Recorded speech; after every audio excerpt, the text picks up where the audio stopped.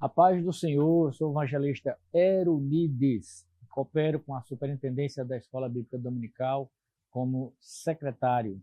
Nós estamos desta feita estudando o assunto da escola do classe dos juvenis, a lição que tem como título Uma Viagem pelo Antigo Testamento, né? É uma viagem que a gente vai parar em algumas estações. Infelizmente não é possível a gente tratar de todos os assuntos que tem no Antigo Testamento e a gente vai fazer uma viagem. Estamos parando em algumas estações. É importante para o professor, na sala de aula, fazer um retorno a essas lições que vão dar conteúdo para a lição que a gente está estudando.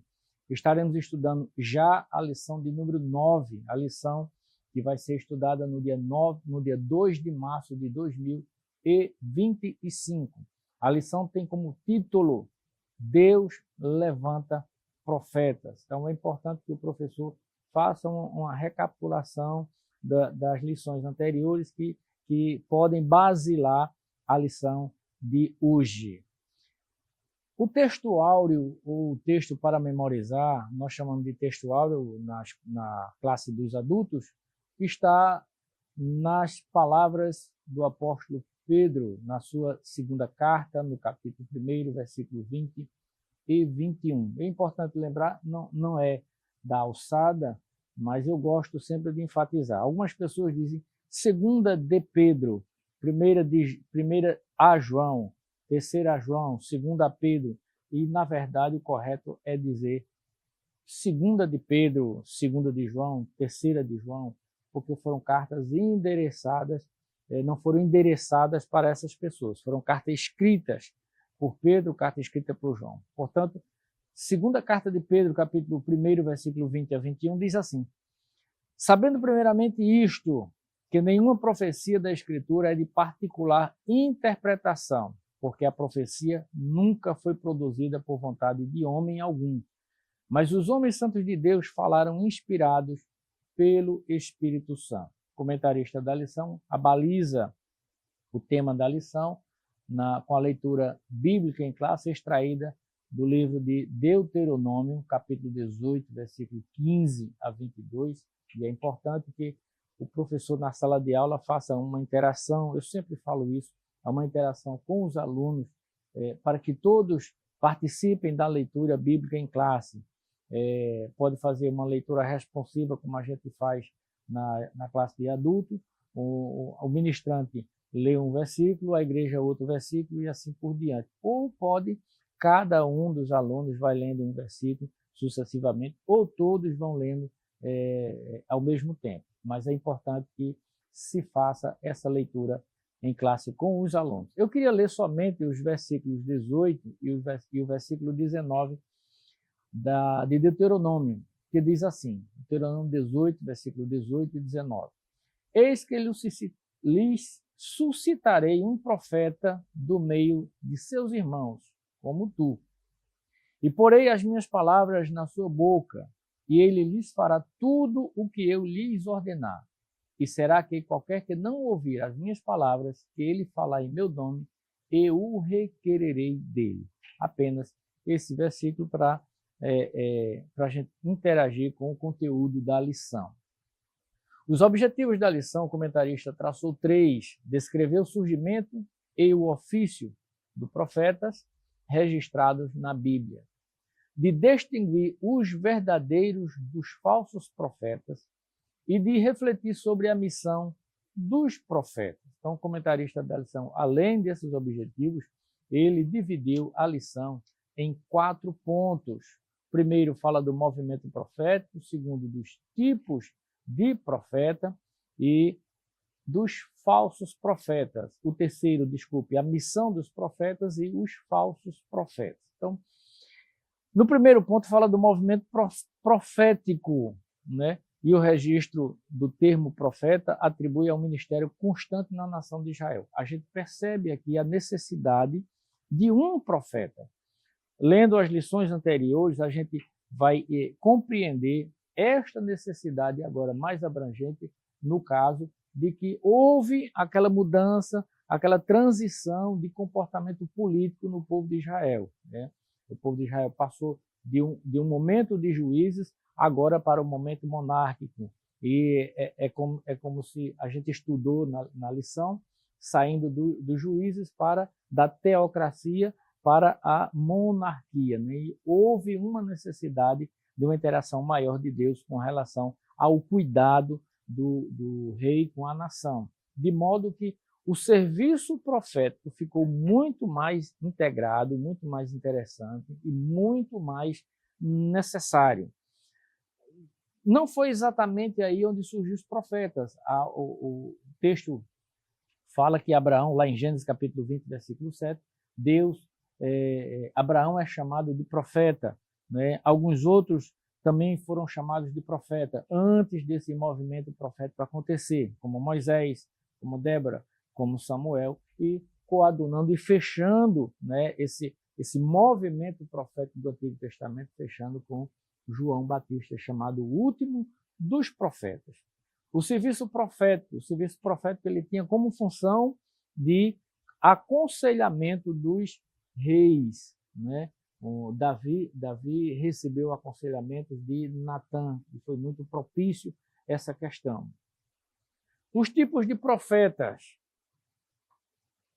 Dentro da lição que nós já estudamos, a primeira lição fala da divisão dos livros, e dentro da divisão dos livros estão os livros proféticos, né? A gente tem o Pentateuco, a gente tem os livros históricos, os salmos, que são os livros poéticos, e temos os profetas. Dentro dos profetas, os 5 profetas maiores e os 12 profetas menores. É uma divisão diferente do hebraico, mas na nossa divisão são 5 livros maiores e 5 profetas maiores e 5 profetas menores. Esses 5 profetas maiores, por acaso, são os 5 profetas literários: Isaías, Jeremias, Lamentações, Ezequiel e Daniel, né?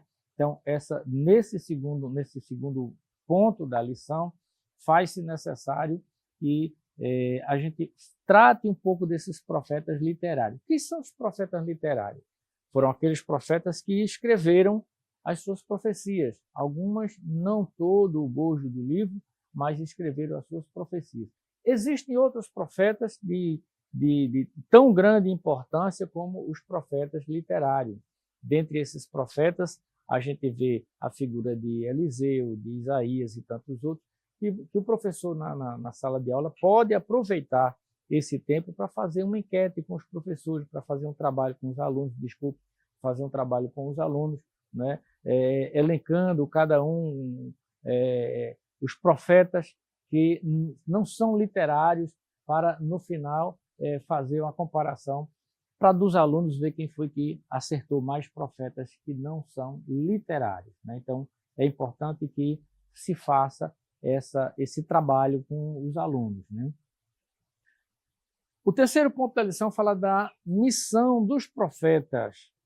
A missão do profeta não é uma missão fácil, porque é trazer a mensagem de Deus diretamente para o rei, para a autoridade, também para uma pessoa ou para uma nação. Então, o serviço profético, ele tem uma responsabilidade muito grande, porque ele vai trazer a mensagem que Deus enviará. E nós entendemos que dentro do bojo do livro da Bíblia, no Antigo Testamento, também no Novo Testamento, nós percebemos, nós entendemos que alguns dos profetas que falaram a verdade, que disseram de fato aquilo que Deus disse que era para dizer, foram perseguidos.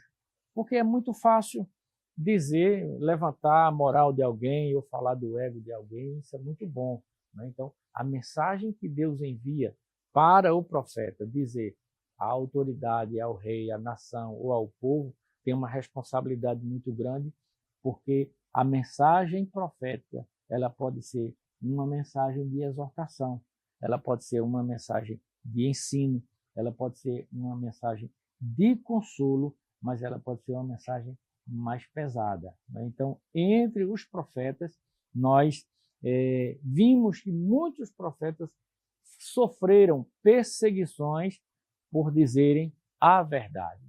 Então, a verdade é difícil de doer, mas é necessário dizer a verdade, né? E o compromisso do profeta com a verdade é muito grande. E é importante que o professor, na sala de aula, explore de uma forma maior esse conjunto, esse falar dos profetas, porque a profecia, ela, do Antigo Testamento, ela cessou-se com João Batista, mas no Novo Testamento há um exercício da profecia diferente. Então, o professor deve e pode, né, buscar isso aí para tratar com os seus alunos na sala de aula. O último ponto da lição trata dos falsos profetas. E a gente vê esse exercício dos falsos profetas ainda lá em Deuteronômio, no capítulo 13, versículos de 1 a 5, do que não é o profeta, do que o profeta não deve fazer. Então, é importante, da leitura da lição que a gente viu, a base no capítulo 18 de Deuteronômio, mas a gente vê algo mais importante também no capítulo 13 de Deuteronômio.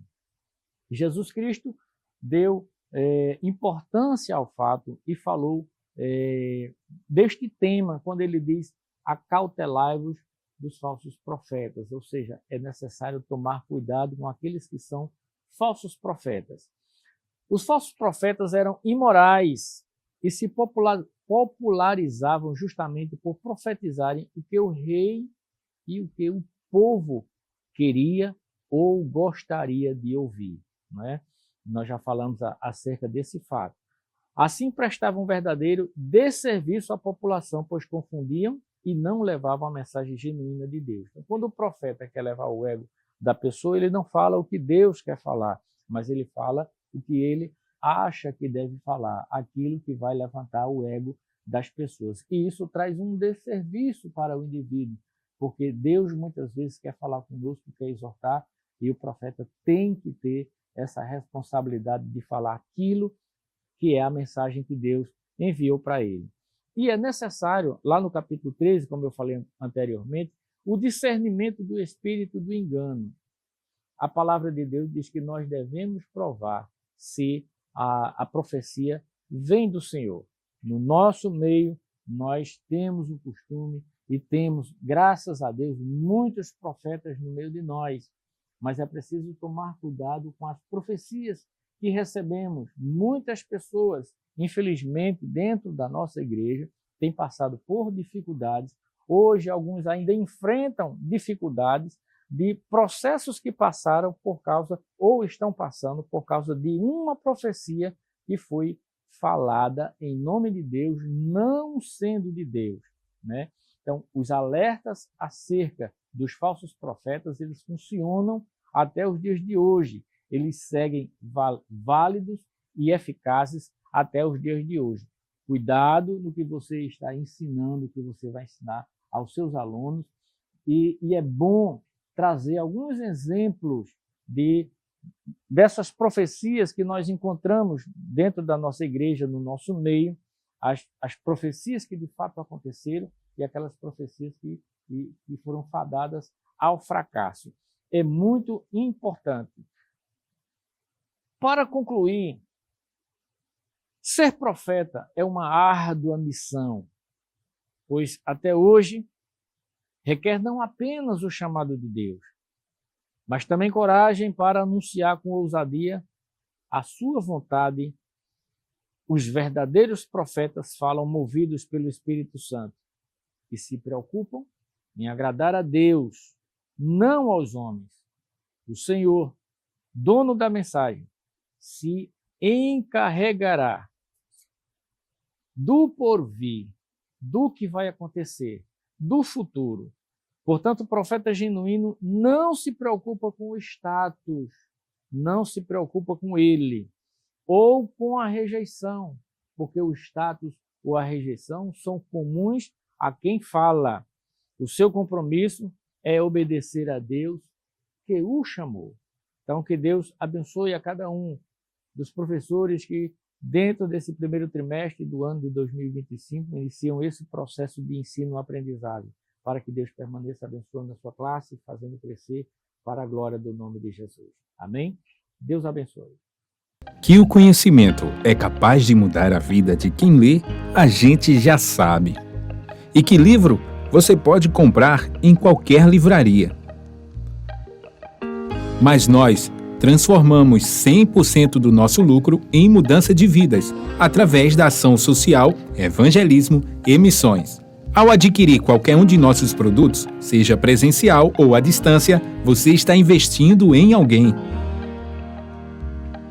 Na próxima vez que você for comprar livros ou artigos evangélicos, não vá em qualquer lugar.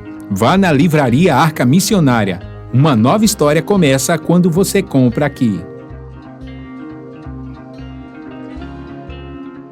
Agora você pode fazer a sua contribuição através do Pix, uma operação rápida, segura e sem custos. Abra o aplicativo do seu banco, clique na opção Pix e em seguida vá na opção Transferência. Depois é só digitar nossa chave Pix, que pode ser o nosso CNPJ 11 120 490 0001 86. Nosso e-mail contribua@eadalp.org.br ou nosso celular 81 98883 2755. Verifique se a contribuição é para a Igreja Evangélica Assembleia de Deus em Abreu Lima, Pernambuco. Confirme a transferência e depois siga o procedimento do seu banco. Anote nossas chaves Pix para não esquecer. CNPJ 11 120 490 0001 86. E-mail contribua@iadalp.org.br. Celular 81 98883 2755.